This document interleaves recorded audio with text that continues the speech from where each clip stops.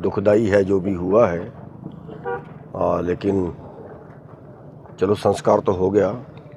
लेकिन हम उम्मीद करते हैं सरकार से कि इस बेटी को न्याय मिले और इसकी जो जांच सीबीआई जांच तो दे दी है, लेकिन वो निष्पक्ष जांच हो।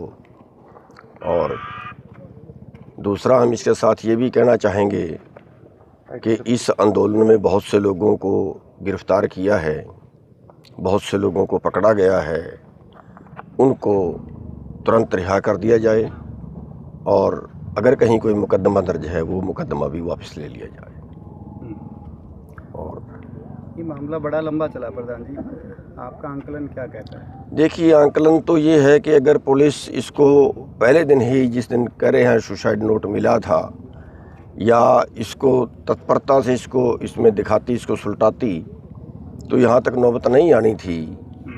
तो पूरा जो समाज है उसको डाउट ये है कि पुलिस किसी मुजरिम को बचा रही है।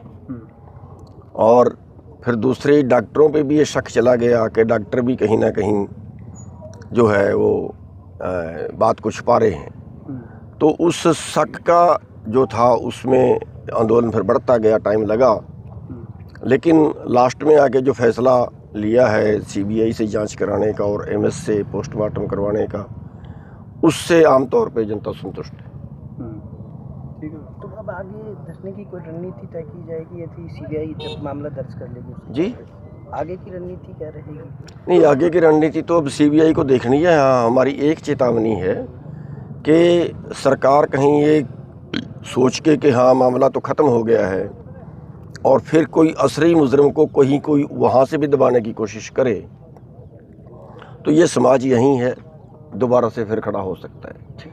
इसलिए इंसाफ चाहिए। कोई गलत नहीं मांग रहे, किसी पे गलत कोई कार्रवाई हो, कोई नजायज फंसे, ये किसी की इच्छा नहीं है, लेकिन जो असलियत है वो सामने आनी चाहिए। और मुजरिम कोई भी है, चाहे वो पावरफुल है चाहे वो नॉर्मल है, उसको फिर सज़ा जो है वो मिलनी ही चाहिए।